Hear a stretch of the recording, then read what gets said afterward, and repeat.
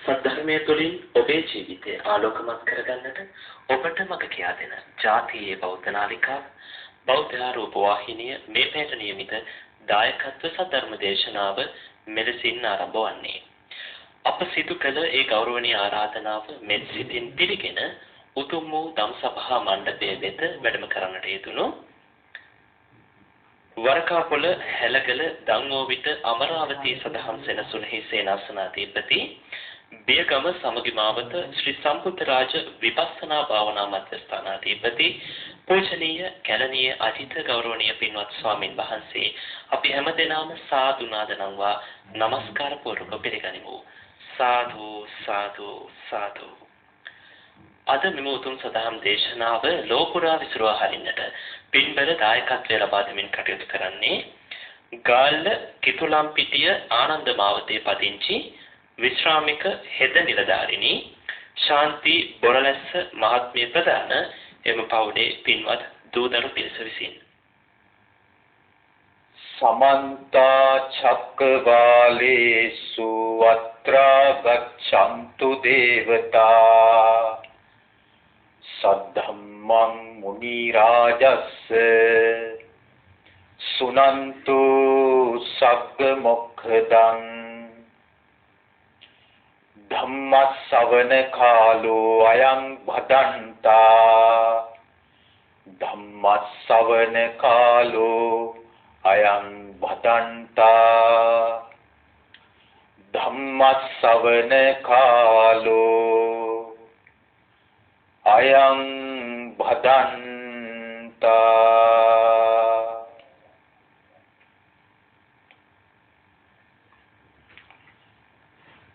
නමෝ තස්ස භගවතෝ අරහතෝ සම්මා සම්බුද්දස්ස.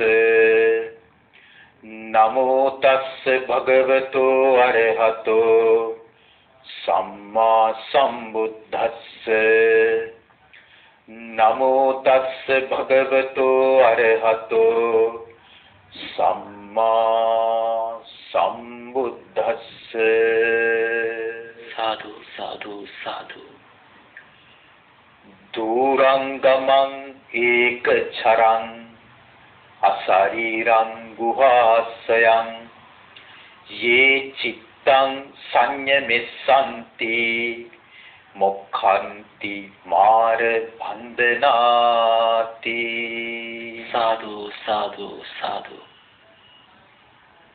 තුන් ලොවට අග්‍ර වූ ශාන්තිනායක තථාගත අරහත් සම්මා සම්බුදු රජාණන් වහන්සේට নমස්කාර කරමි. নমස්කාර වේවා.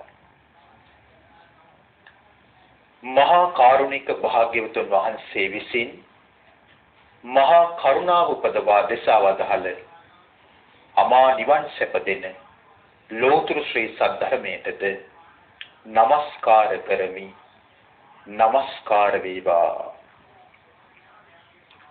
අඤ්ඤා කොණ්ඩඤ්ඤ මහරහතන් වහන්සේගෙන් නැරඹි සරියුත් මුගලන් මහා රහතන් වහන්සේලාගෙන් පැවත එන මිහිඳු මහරහත් පරපුරට අයත් බුද්ධ ශ්‍රාවක ආර්ය මහා සංඝ රත්නයටද নমස්කාර කරමි. নমස්කාර වේවා. ගරුතර මහා සංඝ රත්නයන් අවසරයි. ශ්‍රද්ධාවන්ත කාරුණික පින්තුනි, අද මෙම රූපවාහිනී දම් දෙසුමට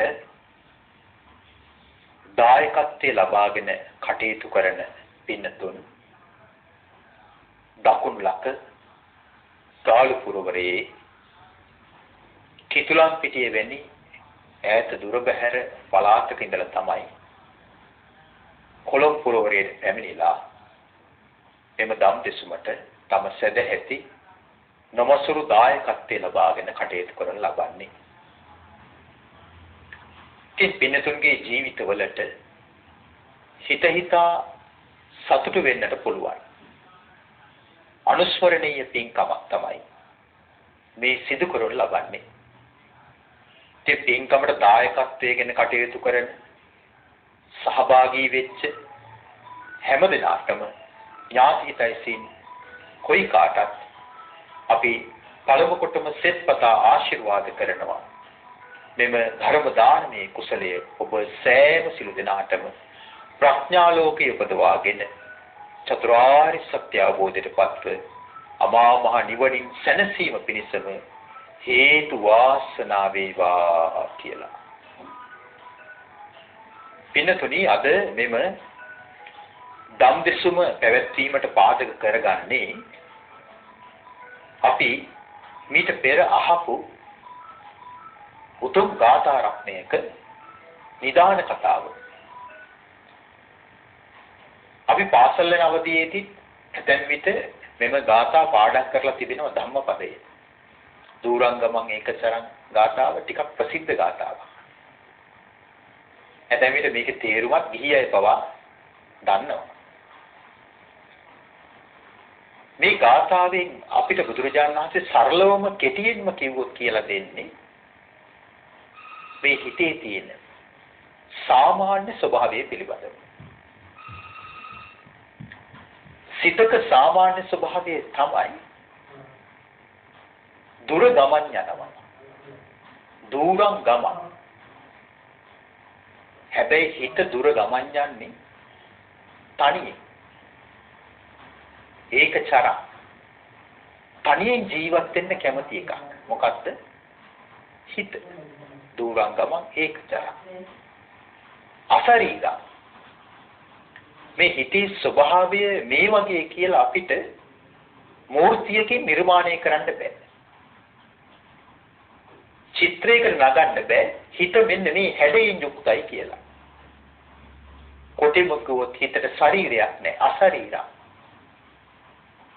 ගුහාසය. නමුත් ජීවිතය නම් මොහු ගුහාවේ තමයි මේ සිත වාසය කරන්නේ. ये चिත්තං සංයමෙස්සන්ති.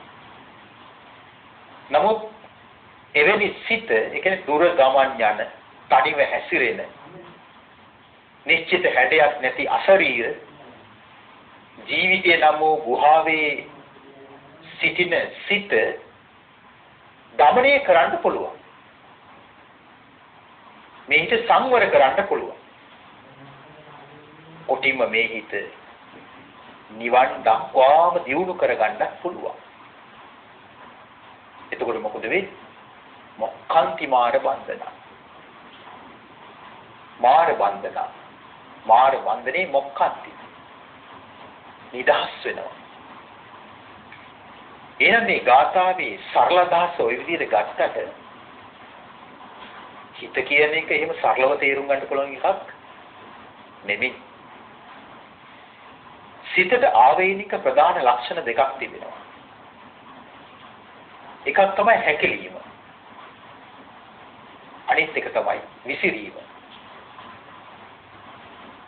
මේ හිත ඇතැම් විටක පොඩි දරුවෙක් වගේ. හරි මෘදුයි, හරි මොළොක්, හරි කීකරුයි, හරි යටහත් පහත්. හිතේ ස්වභාවය. ඇතැම් විටක මේ හිත හරි දරුණුයි. ප්‍රචණ්ඩයි, මුරණ්ඩුයි, හිතුවක්කාරයි. කියන එක අහන්නේ නැහැ. හිතේ ස්වභාවය. ඇතැම් විටක මේ හිත මුනිවරේ තරමටම සංසිඳෙනවා. ඇතැම් විටක මේ හිත ත්‍රස්තවාදියෙක් තරමටම ප්‍රචණ්ඩ වෙනවා. ඔබම ඔබේ හිත ගැන කල්පනා කරලා බැලුවොත් මේ හිතේ ඇතැම් කාල තියෙනවා ඇවිස්සෙන්නේ නැහැ. හිතක් තියෙනවද කියලා දන්නේ නැහැ. මේ හිත වැටෙන කාලෙකුත් වෙනවනේ. කලකිරෙනවා, එපා වෙනවා. ඇතැම් විට තමන්ට තමන්වත් එපා වෙන කාලේ එනවා. තමන්ට තමන්ම දෙස් තියෙන කාලේ නැද්ද? එනවා. භාගතුන් වහන්සේ ඒ කාර්ය නිවන් මඟ හැටියට පෙන්වන්නේ සතර සතිපට්ඨානයනේ. සතර සතිපට්ඨානෙදී උන්වහන්සේ තුන්වන සතිපට්ඨානයේ හැටියට පෙන්වන චිත්තානුපස්සනාව. අනුපස්සනා කියලා කියන්නේ යමකට අණුව දකින්නවා කියන එකයි. සිතට අණුව දකින්නවා. සිත තුලින් දකින්නේ මොකද්ද? මේ ලෝක ස්වභාවය. උන්වහන්සේ චිත්තානුපස්සනාවේ පෙන්නනවා සංකිට්තං වා චිත්තං සක්කිට්තං චිත්තං පජානාති. මේ හිතේ ස්වභාවය ඇතුළේ සංකිට්ත හැකිලෙන ස්වභාවය. සංකිට්තං වා චිත්තං සංකිට්තං චිත්තං පජානාති. වික්කිට්තං වා චිත්තං වික්කිට්තං චිත්තං පජානාති. මේ හිතේ ඇතැම් ස්වභාවයක් තිබෙනවා. බාහිරට හිත විසිරීලා යනවා. ඒක හරියට කොයි වගේද? අලු ගොඩකට ගලක් ගැහුවාම මොකද වෙන්නේ? එහෙම නැත්නම් අලු ගොඩකට හුලඟක් ආවට පස්සේ මොකද වෙන්නේ?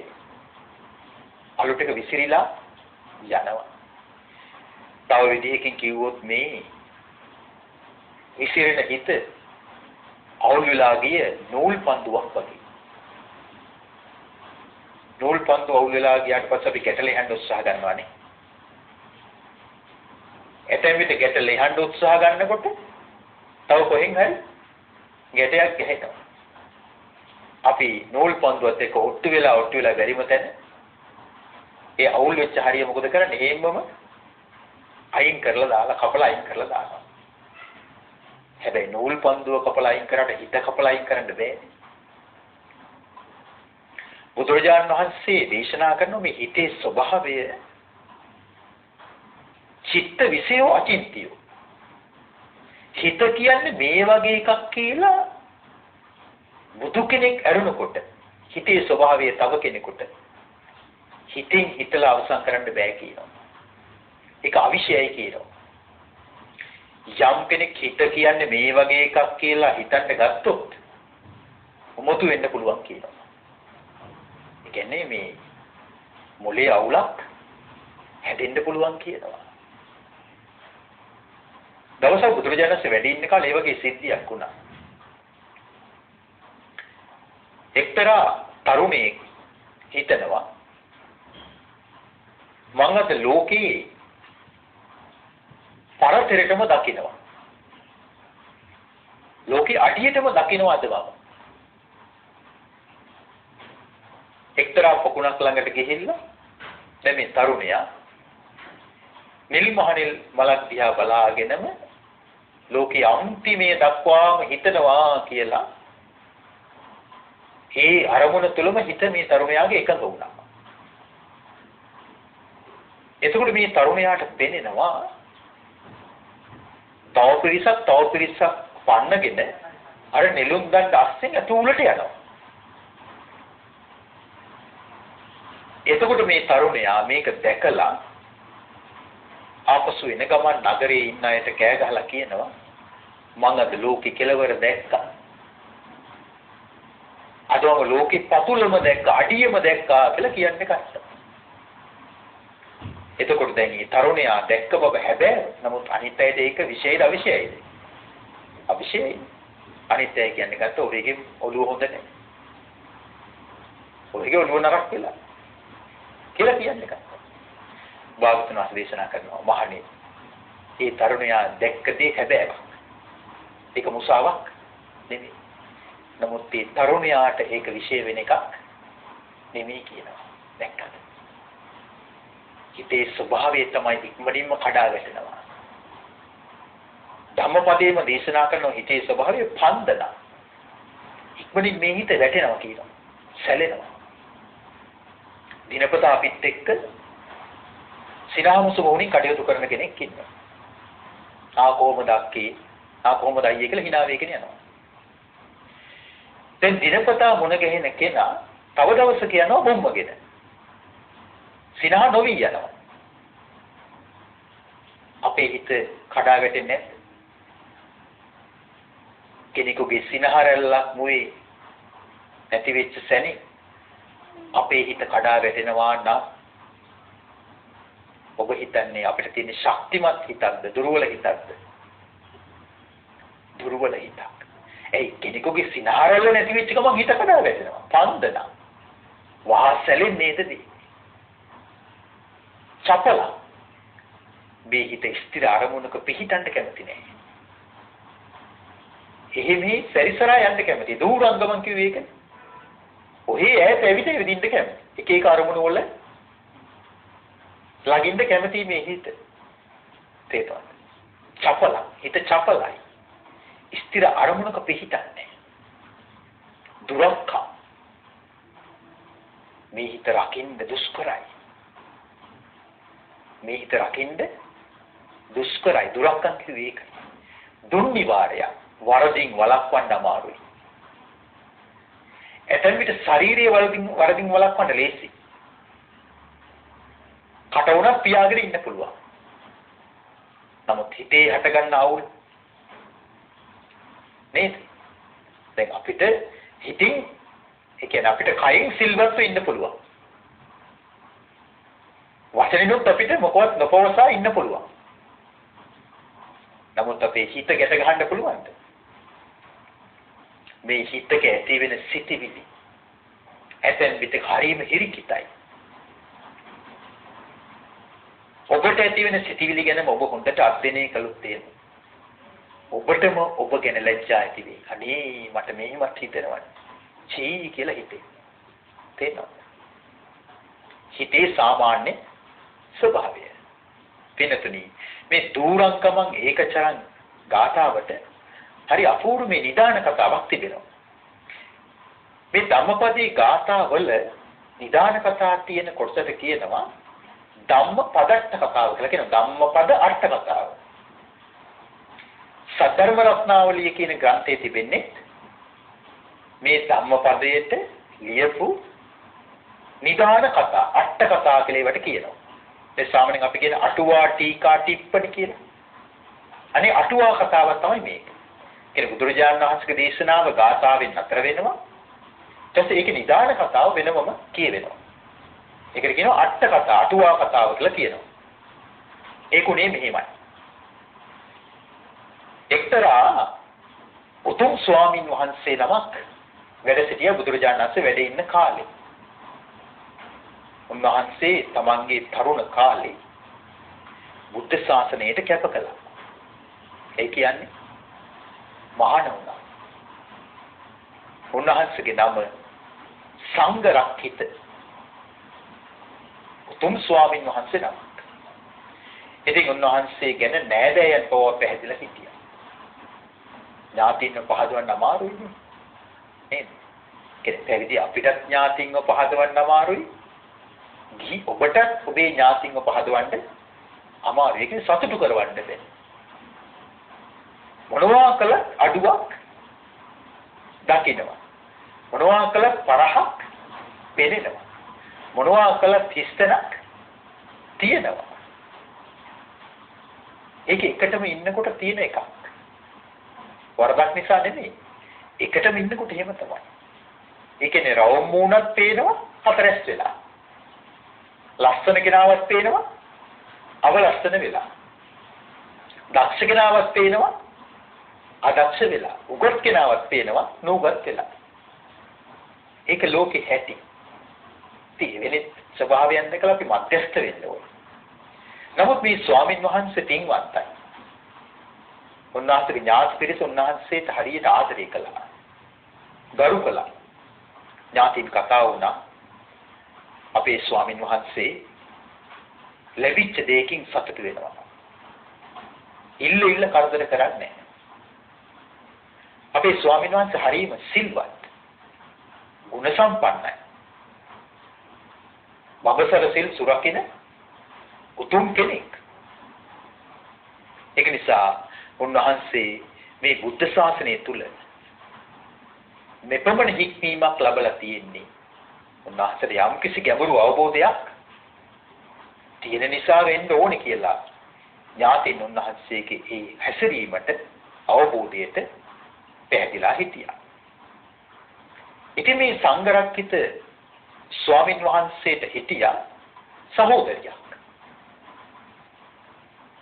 ඉතින් මේ සහෝදරිය ඊ타ත්ම ශ්‍රද්ධා සම්පන්නයි. නිතර පංචශීලයේ ආරක්ෂා කරන තැනැත්තියක්. සතර පොහොයේට අෂ්ටාංග සිල් සමාදන් වන තැනැත්තියක්. දැන් අදට පවා ගිහි ගෙදර විවේකීව ඉන්න අයට පොය හතරටම සිල් ගන්න පුළුවන්. නමුත් අද සිද්ධ වෙන බොහෝ විට පොරපසළොස්වක පොය දවසේ සිල් සමාදන් වීම පමණයි. ඒකුණත් ප්‍රශංසා කටයුතුයි. නමුත් ඔබට පුළුවන් නම් ගිහි කෙනෙක් හැටියට දැන් ඇතැම් විට සතර පොහොය දවස් එනවනේ සතියේ දවස්. සතියේ දවස් ඇතැම් විට රාජකාරී දවස් වෙන්න පුළුවන්. කාර්යබහුල දවස් වෙන්න පුළුවන්. නමුත් ඔබට පුළුවන් පොරපසළොස්වකට අමතරව සතියේ සෑම සෙනසුරාදාවකම හෝ ඉරිදාවකම අටසිල් සමාදන් වෙන්න. ඒක කොච්චර වටිනවද? ඉස්සර මාසෙට දවස් 4ක් අනිවාර්යෙන් සිල් සමාදන් වෙලා තියෙනවා. දැනුත් එහෙම හතර පොයේ සිල් සමාදන් වන අය සුළු කොට ඉන්නවා. පොඩි පිරිසක් ඉන්නවා. ඉතින් ඒ අයට අපි සෙත්පතන්නට ඕනේ. සීලාදී ගුණධර්ම දියුණු කරන්නට. තෙරුවනේ අනන්ත ආශිර්වාදය ලැබේවා කියලා. ඉතින් මේ තැනැත්තියත් සතර පොහොයට සිල් රකින්නවා. භාවනා කරනවා. හැබැයි ගිහි ගෙදර ගත කරන අයගේ විස්තරයක් මේ කියන්නේ. හොඳට ධර්මී ඉගෙන ගන්න ආසයි. නිතර බණ අහනවා. නිතරම කල්පනා කරා කියලා කියනවා මෙහෙම.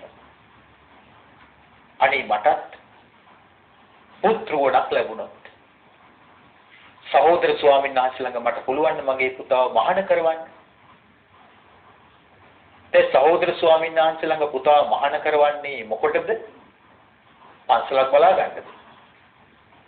සහෝදර ස්වාමීන් වහන්සේ ලැබෙන පිරිකර ටික මුර කරන්නද? පරපුරෙන් පරපුරට තමන්ට ලැබිච්ච ඉඩකඩම් කුඹුරු දායාද පවරන්නද? නැහැ. පරපුරේ කෙනෙක් මහාන කරන්න ඕනේ. පන්සලේ තියෙන භෞතික උරුමයන් පරිස්සම් කරන්න නෙමෙයි. තේරුණාද? අමා මහ නිවනට පමුණුවාලීම පිණිස. ඒක පැවිදි අපිත් අවබෝධ කරගන්න ඕනේ. සසුනට කුලදරුවන් පූජා කරන දෙමව්පියන් වගේම පැවිදි වෙන කෙනා කල්පනා කරන්න ඕනේ. මම මේ ඉඩකඩම් කුඹුරු වතු පිටි මුණ කරන්න මහාන වෙනව නෙමෙයි. දුර්ලභව ලැබිච්ච මිනිස් ජීවිතේ බුද්ධ ශාසනය තුල මගඵල නිවන් අවබෝධයේ පිණිසයි මගේ මේ පැවිදි ජීවිතය මම ගත කරන්න කියලා එහෙම අදිස්ථාන ඇති කරගන්න ඕනේ. නැත්නම් වැඩ වරදින්න පුළුවන්. ඉතින් මේ සංඝරත්න ස්වාමීන් වහන්සේගේ සහෝදරිය කල්ගත වෙනකොට දරුවෙක් මේ ලෝකෙට බිහි කරනවා. වාසනාව කියන්නේ මෙතුමිය බලාපොරොත්තු වෙච්ච ආකාරයට පුත්‍රවණක්. මේකෙන් තවත් විස්තරයක් අපිට ගන්න පුළුවන්. දේශනාවේ තිබෙනවා ඉච්ඡති වික්කවේ සීලවතෝ චේතෝ පණිදි විසුද්ධත්තා කියලා. මහණෙනි සිල්වත් අයගේ ප්‍රාර්ථනා ඉෂ්ට වෙනවා කියනවා. ඇයි? චේතනාව පිරිසිදු නිසා. දැන් මේ තැනැත්තිය අපේක්ෂා කළ ගුණ පුරමින් මට පුත්‍රවණක් ලැබෙනවා නම් කොයිතරම් දෙයක්ද? ඒ වගේ මෙතුමිට පුත්‍රවණක් ලැබුණා. මෙතුමිය දරුවාව හොඳින් ගුණධර්ම තුල ඉක්මෙව්වා. හොඳ හැදියාවකින් යුක්තව මේ පුත්‍රවණ හැදුනා. දැන් ඉතින් දරුවාට අවුරුදු 18ක් විතර වෙනකොට කිව්වා පුතේ නුඹ මගේ සහෝදර ස්වාමීන් වහන්සේ ළඟ ගිහිල්ලා මහාන වෙන්න ඕනේ. සංසාරයෙන් ඈතර වෙන කෙනෙක් වෙන්න ඕනේ.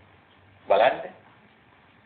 නුඹේ ඥාති ස්වාමීන් වහන්සේ කොයිතරම් ගුණ සම්පන්න අල්පේච්ඡ ඉක්මීමේ යුක්තව කටයුතු කරන කෙනෙක්ද කියලා.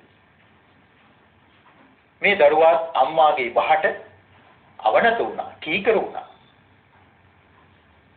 සංඝරක්කිත ස්වාමීන් වහන්සේ ළඟ ගිහිල්ලා මහාන වුණා. දැන් මේ පොඩි හාමුදුරන්ගේ නම වාගිනීය සංඝරක්කිත. එතකොට දැන් මේ ස්වාමීන් වහන්සේ ගුරුවරයා කවුද? සංඝරක්කිත මහ තෙරුන්. ගෝල නම කවුද? භාගිනීය සංඝරක්කිත නමින් ප්‍රසිද්ධ වුණා. දැන් මේ පුංචි ස්වාමීන් වහන්සේ හරීම ලැති තමන්ගේ ගුරු දේවයන් වහන්සේට හරිම කීකරුයි. යටහත් පහත්කම් දක්වනවා. වත් පිළිවෙත් ඉතා හොඳින් පිළිවෙලට සිද්ධ කරනවා. ඉතින් මේ ගුරු දේවයන් වහන්සේ වන සංඝරක්කිත තෙරුන් තමන්ගේ ගෝලයාව ක්‍රමක්‍රමයෙන් හික්මවනවා. ඉතින් දැන් මේ දරුවා සසුන්ගත වෙලා පැවිදි වෙලා දැන් ඔන්න උපසම්පදා වුණා. දැන් ඉතින් වස්වසන්න දුර ඈත සෙනසුනකට යන්න වුණා. තමන්ගේ සහෝදර ස්වාමින් වහන්සේලා සමග. දැන් සංඝරක්කිත මහතෙරුන් වහන්සේ වැඩ සිටියා එක්තරා අරණ්‍යක. ගෝල නම අනිකුත් ගෝලයන් සමග පිටත් කළා. තවත් සේනාසනයක වස්වාසය කරන්න. ඉතින් බොහෝම සතුටින් වස්සාන කාලය ගත කළා. වස් අවසානයේදී ඒ පළාතේ හිටපු සදහැවතුන් ඒ සිළු දෙනා වහන්සේලාටම සිවුරු පිරිකර පූජා කළා. ඉතින් සංඝරක්කිත පොඩි හාමුදුරුවන්ටත් වස්ත්‍ර යුගලයක් ලැබුණා. එකක් අටරියන, එකක් සත්‍රියනක්. සිවුරු නෙමෙයි ලැබුණේ. සිවුරු රෙදි ලැබුණේ වස්ත්‍ර. එතකොට මේ අලුත් වස්ත්‍ර යුගල ලැබිච්ච ගමන් පොඩි හාමුදුරන්ට මතක් වෙනවා. මේ අටරියන් නැති වස්ත්‍රේ නම් හොඳට සිවුරක් කරලා පඩු පොවලා මාගේ ගුරු දේවෝත්තමයන් වහන්සේට පූජා කරන්න ඇත්නම් කියලා හරියට කියන්නේ ගුරුවරයා ගැන ප්‍රේමයක් හටගත්තා. සෙනෙහසක් ඇති වුණා. ඉතින් සිවුරකුත් කරගෙන ස්වාමින් වහන්සේ දැන් දුර ඉඳලා දැන් ඉතින් දුර ගෙවාගෙන තමන්ගේ ගුරු දේවයන් වහන්සේ බැහැ දකින්න එනවා. මොකක් කරගෙනද? අර කරපු සිවුරක් අරගෙන. ඊට පස්සේ ඇවිල්ලා ගුරු දේවයන් වහන්සේට කියනවා ස්වාමීනි ඔබ වහන්සේට පූජා කරන්න විශේෂ පිළිකරක් තිබෙනවා. මොකද්ද පොඩි නම? ස්වාමීනි මං හොඳ සිවුරක් කරගෙන ආවා. ඔබ වහන්සේ හරිය පින්වන්තයි.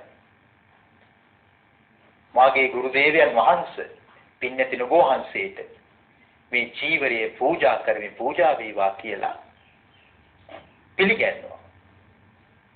පිළිගන්නකොට ගුරු ස්වාමින් වහන්සේ ඒකෙන් සතුටු වුණේ නැහැ. පොඩි නම මට ඉතින් ප්‍රමාණවත් තුන් සිවුරු තිබෙනවනේ. අතරේක සිවුරු ගොඩ ගහ ගැනීම කරදරයක් නේ පොඩි නම. ඔබට සුදුසු කෙනෙක් බලලා පුදමු. මට තුන් සිවුරු සම්පූර්ණයි. ඒකට එහෙම යුගයක් තිබිලා තියෙනවා. තේරුණාද? කියන්නේ අතරේක සිවුරක් පවා Tamanට පරිබෝධයක් කියලා හිතපු යුගයක් තිබිලා තියෙනවා. ඇතැම් අතට පවා උතුම් මහ සගරුවන තුන් සිවුරෙන් පමණ කැපෙනවා. තේරුණාද? අතරේකව අවශ්‍ය වුණොත් විතර චීවරයක් පරිහරණය කරනවා. ඒ නිසා ඒ ස්වාමින් වහන්සේලා අතට පවා මේ විදිහ අල්පේච්ඡ ජීවිත ගත කරන අය වැඩේ ඉන්නවා. ඉතින් දැන් ගුරු දේවයන් වහන්සේ සිවුර පිළිගත්තේ නැති නිසා දැන් හිතට එකපාරටම කලකිරීමක් ඇති වුණා.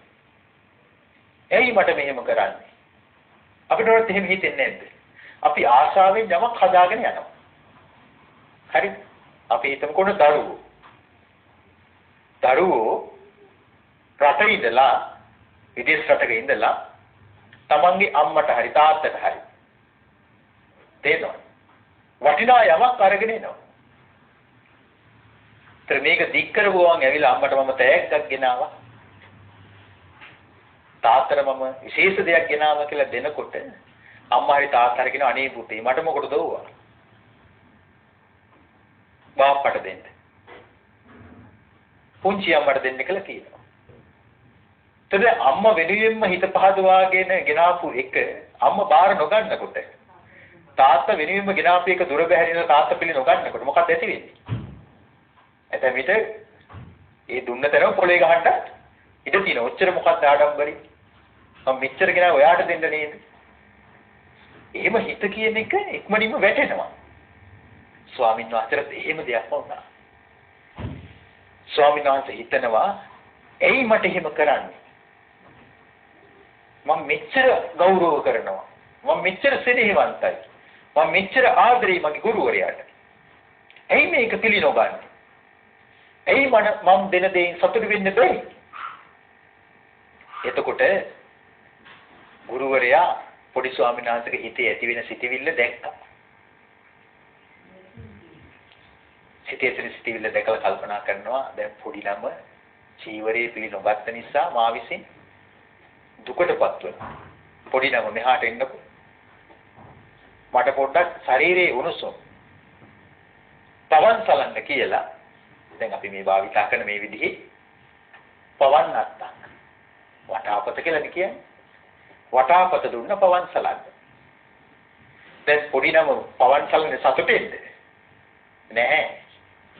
දැන් හිත කඩාගත්ත හිත දුකටපත් වුණා. ගුරුදේවයන් වහන්සේට පවන් සලසලා මහත් දුකෙන් යුක්තව කල්පනා කරන්න පටන් ගත්තා. මොකද කල්පනා කරන්නේ?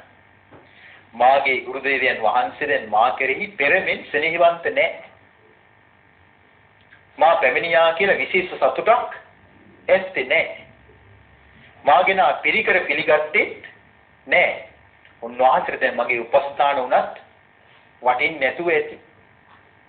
දැන් මගේ උපස්ථානය පිළිගන්නෙත් නැහැ. මම උන්වහන්සේ ගැන කරුණා මෛත්‍රිය ඇතුව මෙච්චර දෙයක් කළා. මම වෙන කෙනෙක් ගැන නෙමෙයි හිතුවේ. සිවුරු රෙදි ලැබිච්ච ගමන් මට සිහි වුණේ මගේ ගුරුවරයාවයි. මම මෙච්චර පඩු ගහලා මෙච්චර දුර ගෙනල්ලා ඇයි මට මෙහෙම කරන්නේ?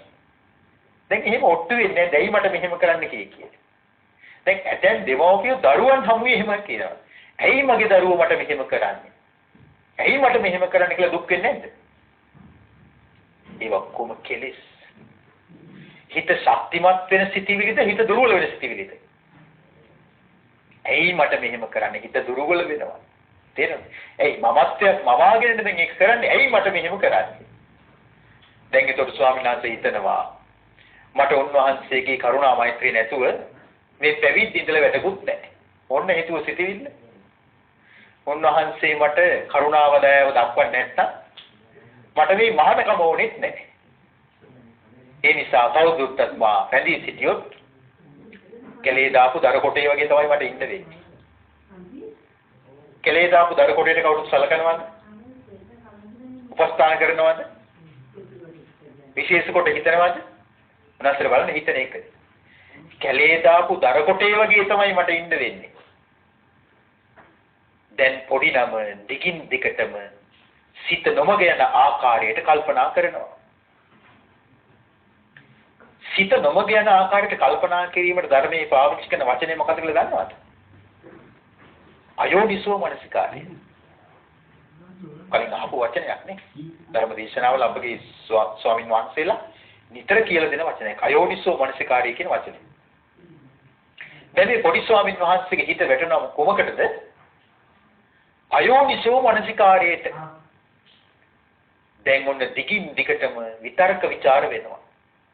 වැඩක් නෑ මට මේ මහානකම ඕනෙත් නෑ. එපා මට එපා. ඇයි මට මෙහෙම කරන්නේ? ඇයි මට මෙහෙම කරන්න කියලා මේකම දැන් කල්පනා කරන්න පටන් ගත්තා. තමා විසින් තමාව නොමග යන ආකාරය තේරුම් ගන්න මේ පොඩි ස්වාමීන් වහන්සේට බැරි වුණා. තම ගුරු දේවයන් වහන්සේට පවන් සලසලා තමන්ගේ හිතින් පොඩි නම සිහින ලෝකයක අතරමං වුණා. එන මේ හිතේ ඊළඟ ස්වභාවය මොකද්ද? සිහින ලෝකයක අතරමං කරනවා. තේරෙනවද? හිතින් හීන දකින්නේ නැද්ද? ඇතැම් විට මේ නිින්දෙන් නෙමෙයි. ඔහේ විවේකීව තනි වෙලා ඉන්නකොට මේ හිත ඈත අපි එකගෙන යන්නේ නැද්ද? දුර එකගෙන යන්නේ නැද්ද? විවිධ දේවල් මවන්නේ නැද්ද? විවිධ දේවල් නැවෙන්නේ නැද්ද? විවිධ දේවල් හිතන්නේ නැද්ද? විවිධ දේවල් හිතෙන්නේ නැද්ද? එහෙම වෙනවනේ. ඔන්න පොඩි හාමුදුරුවෝ මෙහෙම හිතනවා. මම යනවා ගෙදර. මට ඕනේ නැහැ මේ සිවුර. මට ගුරු දේවයන් වහන්සේ නැතුව ඇති ඵලය මොකක්ද? ඔව් යනවා ගෙදර. ඒක තමයි මට කරන්න තියෙන හොඳම දේ. එහෙත් ගිය ගමන් ඉතින් මට සල්ලි බාගේ නෑ. දැන් මට ගිය ගමන් සල්ලි බාගේ නැහැ. ඒක නිසා සල්ලි හම්බ කරන එක ලේසි වැඩකුත් නෙමෙයි. ඒ වුණාට මට මේ තරුණකම තියෙන්නේ. මොන්න අපිට වර්ධින තැන. මම හොඳ තරුණයිනේ.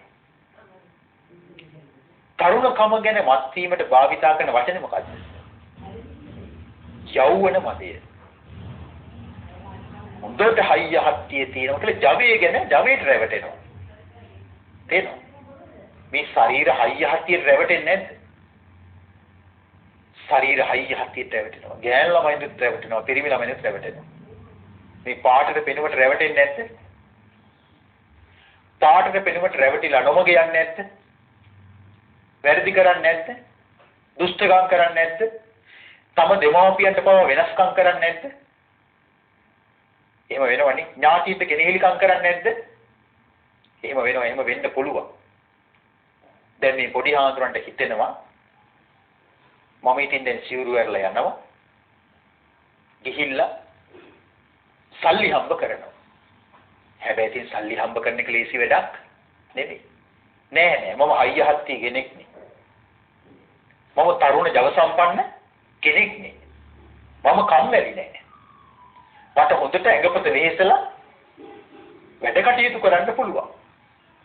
හොඳම ක්‍රමේ තමයි මම කිරියල දෙනෙක් ගන්නවා. දැන් මොකෙද්ද ගන්න හදන්නේ? කිරියල දෙනක් ගන්නවා. අනික දැන් කිරියල දෙන්නොත් ඉක්මනට පැටව වදනවනේ. සමහරට හොඳම දේ තමයි කිරියල දෙනක් ගන්න එක. හැබැයි ඉතින් කිරියල දෙනක් ගන්න සල්ලි කො? මට කිරියල දෙනක් කවුද අරන් දෙන්නේ ගෙදර ගියා? මේ ගුරුවරයාට අරගෙන ආපු පිරිකරේ තියෙන්නේ. මේක ගොඩක් වටිනවා. මම මේක විකුණ ගන්නවා. මම මේ පිරිකරේ විකුණලා මේක මුදල් කරගෙන මේ මුදලින් ගන්නවා කිරියල දෙනක්. කිරියල දෙන අරගෙන ඉක්මනින්ම පැටියෙක් වදාවි. ඊට පස්සේ ඉතින් හැමදේම කිරි තමයි. දැන් මේ හිත යන දුර තේරෙනවද? කිරියල දෙන පැටියෙක් වැදුවාම හැමදේම කිරි ලැබෙනවනේ. මම එතකොට ඒ කිරි විකුණනවා. වැඩි කලක් යන්න කලින් මගේ අතට සෑහෙන ගාණක් එකතු කරගන්න පුළුවන්. වීරියවන්ත කෙනෙකුට කවුරුත් කැමති නැහැ. වීරියවන්ත කෙනෙකුට හැමදිනාගේම ඇල්ම බැල්ම ලැබෙන අවධානය යොමු වෙනවා. ඉතින් මගේ වීරිය දැකලා මට හොඳ තැනකින් පෙළවහකුත් කරගන්න පුළුවන්. මම වගේ වීරියවන්ත කෙනෙකුට කවුද අකමැති වෙන්නේ? මම වගේ කම්මැලි නැති කෙනෙකුට කවුද අකමැති වෙන්නේ? මට හොඳ තැනකින් හොඳ කෙනෙක් විවාහ කරගන්නත් පුළුවන් නේ. ඉතින් මම පුංචි ගේ පොඩ්ඩක් හදා ගන්නවා අපි දෙන්නට. අපි දෙන්නට ගේ පොඩ්ඩක් හදාගෙන ඉන්නකොට අපි දෙන්නටත් ඉතින් වයසට ගියාම සලකන්න දරු පැටවු වෙන්න බෑ. ඉතින් අපේ එක්කිනාට මං කියනවා මම ආස පුතෙකුට. අපේ අම්මා මාව ලැබෙන්න ඉන්නකොට පුතෙකුට ආස කළා වගේ මමත් කැමති පුතෙකුට. එතකොට අපි දෙන්නට පුත්‍රවණක් ලැබේ. මං කැමති පුතෙක් ලබන්නයි චූටි පුතාට මම ලස්සන නමක් දානවා. චූටි පුතාට අවශ්‍ය හැම දෙයක්ම මම අරගෙන දෙනවා.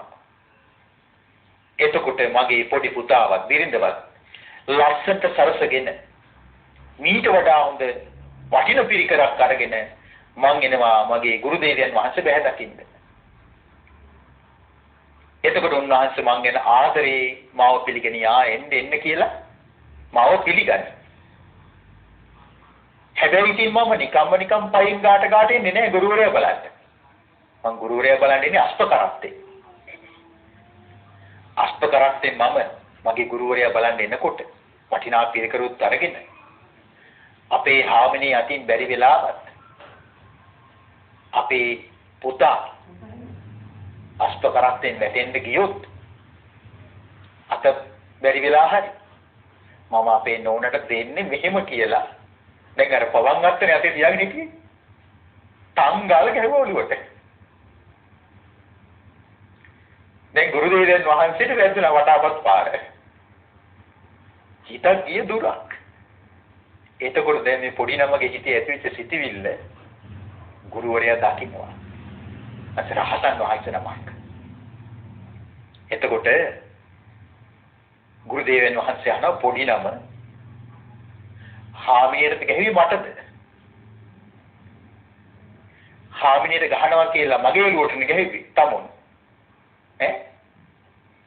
එතකොට පොඩි නමගේ ඇස් ලොකු වුණා. ඇඟ සීතල වෙලා ගියා. හිරි වැටිලා ගියා. ඔන්න සිහිය ඉපදුණා. අනේ මේ තමන් මේසා ආදර ගෞරව දක්වන තමන්ගේ ඥාතියෙක් වෙච්ච මේ මාගේ ගුරුදේවයන් වහන්සේට නේද මම මේ පවන් නැත්තේ හිසට පහරක් ගැහුවේ කියලා ලොකු කලකිරීමක් එක ලොකු ලැජ්ජාවක් ඇති වුණා. පැනලා දිව්වා. වටාපත වීසි කළා දාලා පැනලා දිව්වා. අනිත් ස්වාමීන් වහන්සේ මොකද කළේ? පාණ්ඩගෙන ගිහිල්ලා අල්ලගත්තා. කොහොම ඉන්න එකයි ඇත්තේ කියලා. දැන් ඔය අරණ්‍යවල මේ වන භාවනා කටයුතු කරනකොට හරි වාසියක් තියෙනවා ඒ ඉන්නේ සහෝදර ස්වාමීන් වහන්සේලාගේ ඇතුළ. තේනවා. කාර්කශ නැහැ. ඒතර උන්වහන්සේලා හැම නිතරම අපි ගැන අවධානය පසු වෙනවා. මොනවාම හරි වරදක් වුණා තත්කාල වරදට තත්කාල කියනවා.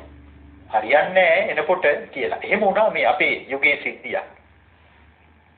ඒ ස්වාමීන් වහන්සේ නම කලකිරලා හිටිය මහානකම ගැන. දැන් ගෙදර යන්නයි කල්පනාව. එතකොට ඒ ස්වාමීන් වහන්සේලාට භාවනාව උගන්වන්න ගුරුවරයාට ආරංචි වුණා දැන් මෙයා භාවනාවට උනන්දු නැහැ උදේ පූජාවට එන්නෙත් නැහැ. දැන් මෙයා වත්පිළිවෙත් කරන්නෙත් නැහැ වැඩි හරියක් කරන්නේ නිදා ගන්න එක. දවසක් කොන්න දැන්ගේ ගුරුවරයා සිවුරු පිරිකර තියෙන ගබඩා කාමරේ පුටුවක් තියාගෙන වාඩි වෙලා ඉන්නවා.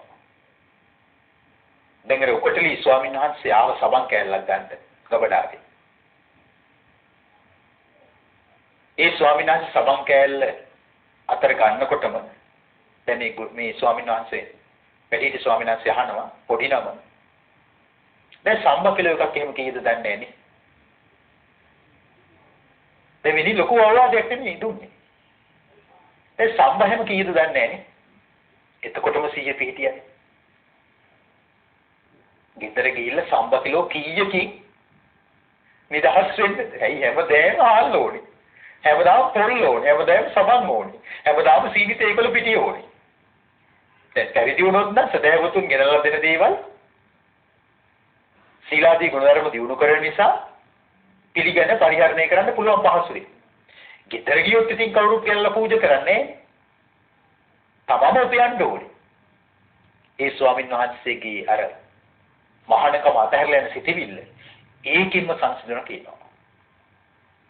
මේක අපේ ආරණ්‍ය සේනාසනික සිද්ධ වෙච්ච සත්‍ය කතාවක්, සම්බ කතාවක්.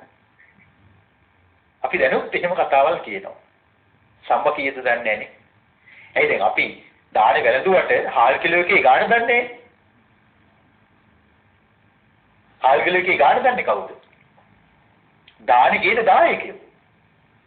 ඒ අපිට තියෙන සම්බවල ගණන් අහන්න නෙමෙයි. මෙච්චර ගණන් දෝ කියලා නල රැලි කරගන්න නෙමෙයි. ඒ ගෙනල්ලා දෙන දාණයට සුදුස්සෙක් බවට පත්වන්න සීලාදී ගුණධර්ම දිනු කරන එකයි වැදගත් වෙන්නේ. තේරෙනවද? ඉතින් සංඝරක්කිත ස්වාමීන් වහන්සේට ලොකු ලැජ්ජාවක් ඇති වුණා. ගුරුදේවයන් වහන්සේලාගේ වැඳ වැටුණා. වැඳ වැටුණාට පස්සේ ගුරුවරයා කියන පොඩි නම හිතේ හැටියම තමයි. මේ හිත ඔය තත්ත්වයටපත් වෙනවා. යමුකෝ අපි ශාස්ත්‍රුන් වහන්සේ බැහැ දකින්න. ඒ ගුරුවරයා හරිය කරුණාවන්තයි. ඔන්න බුදුරජාණන් වහන්සේව මුණ ගැස්සුවා. බුදුරජාණන් වහන්සේ හිතේ තියෙන ලාමක බව, භයානක බව, හිතේ තියෙන නොමග යන සුළු බව කියලා දීලා මේ ගාථාව හරිය මිහිරට දේශනා කළා. මොකද්ද ගාථාව? දුරංගමං ඒකචරං අසරීරං ගුහාසයං යේ චිත්ත චිත්තං සංයමෙසන්ති මොක්ඛන්ති මාර බන්ධනා. දුර ගමන් යනවා මේ හිත. තනිව හැසිරෙනවා. ශරීරයක් නොමැති වුණත් ජීවිතේ නම් හෝ ගුහාවේ ජීවත් වෙනවා. නමුත් මේ හිත යම් කෙනෙක් ධර්මයේ තුලින් দমনය කරගත්තොත් ඒ කෙනාට මාර බන්ධනයෙන් සදාටම නිදහස් වෙන්න පුළුවන් කියලා භාගතුන් වහන්සේ දේශනා කළා. ඉතින් ඕක තමයි මේ දූරංගමං ඒකචරං ගාථාවේ නිදාන කතාව. ඒකට අපි කියව අට කතාව කියලානේ. දැන් බලන්න මේ අට කතාවේ අපිට ගන්න ලොකු ගැඹුරු පාඩමක් නැද්ද? අපේ හිත වලින් උනත් අපි තනි වෙලා ඉන්නකොට නොමග යන්නේ නැද්ද? නේද? දුර යනවා, ඈත යනවා. කොහෙද කියලා නැහැ. ඇතැම් විට මේ නිස්කාරණේ තනි වෙලා ඉන්න වෙලාවට විතරක් නෙමෙයි. බෝධි පූජාව තියන්න බෝසෙවන්ට ඇවිල්ලා දෙයක් එකට එකතු කරලා වන්දනා කරන ගමන් ඉතිපිසෝ ගාතාව කියනවා. ස්වාක්කාත ගාතාව කියනවා. සුපටිපන්න ගාතාව කියනවා. හිත වෙනවා හතර. ගාත කියනවා පුරුද්දට ගාත කියලා ඉවර වෙලා කල්පනා කරනවා. මම ඉතිපිසෝ ගාතාව කිව්වද? මම ස්වාක්කාත ගාතාව කිව්වද? සුපටිපන්න ගාතාව මගෙන් කියුණාද? කර්ණීයම මෙත සූත්‍රයත්වම කියලා ඉවරයිද? එතකන් හිත කොහි ගිහිල්ලාද? දූරංගම. දුරේ ගිහිල්ලා. තව කෙනෙක් පටලගෙනද? ඒකචරං තනිව. ඒක නිසා තෙරුවන් වන්දනා කරන වෙලාවටත් මේ හිත අපි ඈත අරගෙන යනවනම් ඒ අරමුණෙන් අත්මුදෝලා. කුසලයක් වඩන්නට කලත් මේ හිත කුසලයෙන් අපිව මුදෝලා.